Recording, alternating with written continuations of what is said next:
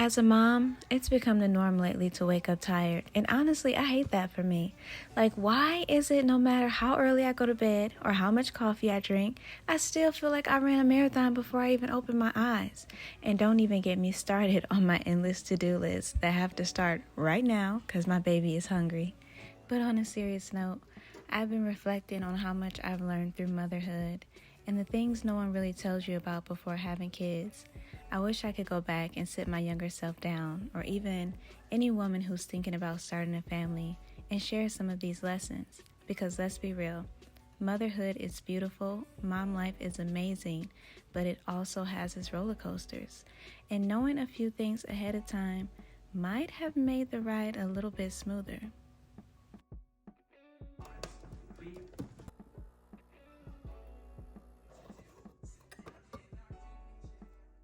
Here's some things I wish I knew before having kids.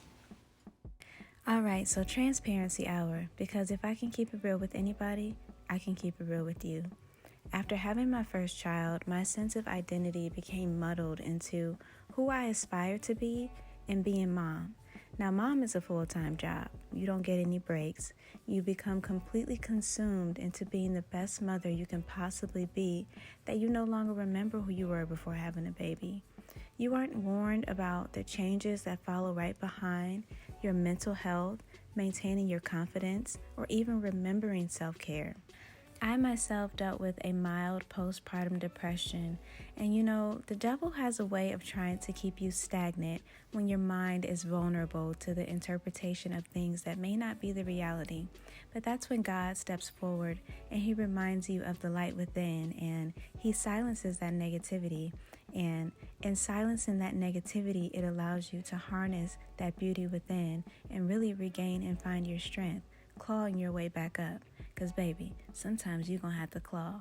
And also remember, God will always say yes when the silence tries to tell you no. They always say it takes a village to raise a child. But what happens when that village doesn't show up? Before having a kid, I thought family and friends would naturally step in to help, that there would be hands to hold mine and voices to help guide me. But I quickly learned that the world has changed, and so have people. People are busy with their own lives, and the village I imagined just simply doesn't exist, and I don't know if it ever did. I wish I had prepared myself for the loneliness of building a family without the community I thought would be there. And you know what?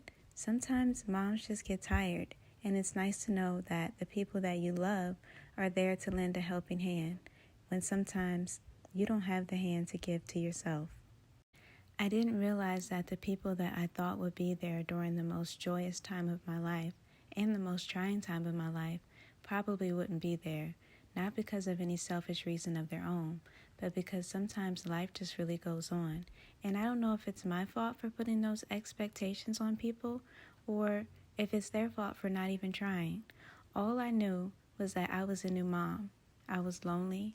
And let's face it, your girl was tired. Did I say tired? Exhausted. Exhausted is what I meant. I'm exhausted now.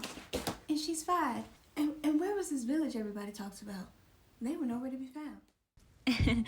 Let me calm down, because in their defense, I did get pregnant, get engaged, and move to a new city.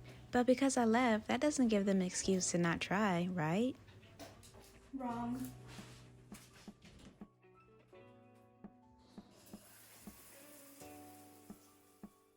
The reality here is that when you get married, everything changes. When you begin to have your own family, everything changes. The Bible speaks on this in Genesis.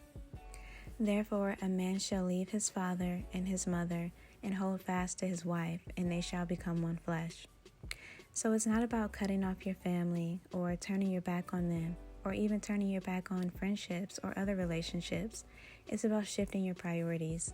You leave behind the dependence and the constant connection that you had with your parents, not out of dishonor, but to embrace the responsibility of building something new. You're called to cling to your spouse and to form a deep, long-lasting bond that takes precedence over any other earthly relationship. But this doesn't mean that you stop honoring your parents or your loved ones. The Bible says that you are commanded to honor them, and that doesn't go away just because you started a new chapter. It's always going to be a balancing act, loving and respecting where you came from while protecting and prioritizing your relationship and your family as you're building this with your spouse. Jesus even reiterates this in Matthew, reminding us that when God joins two people together in marriage, it's something sacred, something no one else can come between. And that includes learning to set boundaries and learning a new family dynamic, even if it's new, even if it's uncomfortable. What I've learned is that marriage and motherhood are not about perfection. They're about growth. They're about learning to let go of the old while building something new, rooted in faith, love, and commitment. It's about realizing that you don't need to have it all figured out. The journey is the lesson, and the beauty is in the becoming. If I could go back, I'd tell myself this: your identity will shift. Your village may not always look how you imagined it, and some days you will feel heavier than others. Some days you will laugh, and some days you will cry. But through it all, you'll discover a strength you didn't know you had. And when you look at the family that you've built, the laughter, the love, the memories, it all will be worth it in the end. That's the gift of this chapter, and it's one that I will cherish forever.